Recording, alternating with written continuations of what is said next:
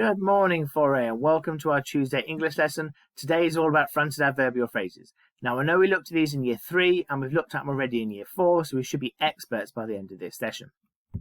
So let's look at some adverbial phrases. Now, if you remember, an adverb is a word that adds extra information to a verb. So for a quick example, the boy ran. Ran is the verb. The boy ran quickly. The boy ran frantically. The words quickly and frantically are adding extra information about how he ran. So that's what an adverb is. And a phrase is a collection of words together that mean something but don't make sense on their own when you put them in a sentence. So an adverbial phrase is a small collection of words put together that does the job of an adverb. So let's look at the first sentence. The boy fell out of the tree outside the school. So this is telling you where he fell out of the tree. So outside the school is the adverbial phrase.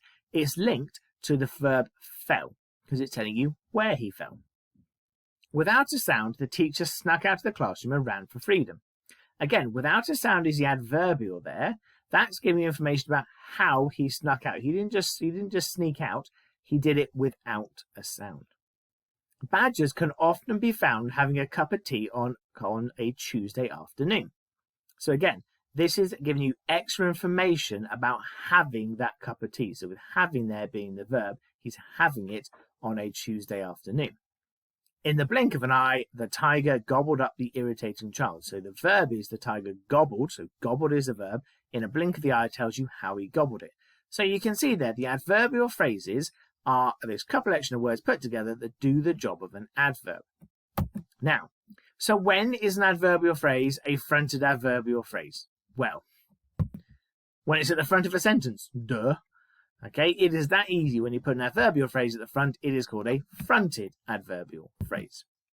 So, for example, the fish were splashing about under the crashing waves.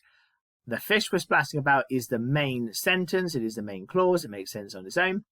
Under the crashing waves does not make sense on its own, but it does when you link it to splashing. Okay, right. If that's the adverbial phrase, if I swap it around, under the crashing waves, comma, the fish were splashing about.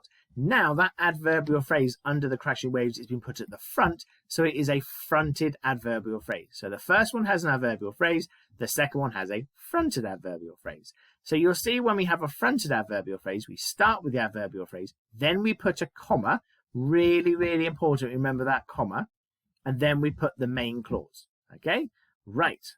So these are some of the fronted adverbial phrases that we have already looked at. So there's ing words there, which are different types of verbs.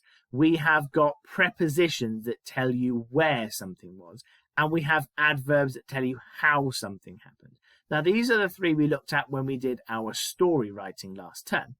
We also vaguely looked at and we started thinking about similes. Now, I reckon some of us today could actually have a go at using some of these similes. So, as quick as a flash, comma, the boy ran to the toilet before he exploded. Okay, so we could use a simile such as that. I've also included these for you here. There's absolutely bucket loads here you can see to use. Some of these link to the time it happened. Some it links to the frequency, which means how often it happened. Some link to the place, so whereabouts it happened. Some is the manner, so how did it happen? And the slightly a tricky one is the possibility that something might happen. Okay, so again, there's absolutely loads there. You've got loads to play around with. Talk through with your parents any vocabulary you're not sure. Google it, send me an email if you're really stuck on some of them. But you've got absolutely loads of fronted adverbials to use there to create your sentences. Okay, so here I've got some pictures. Now, these are just representing pictures today. You don't have to use these pictures.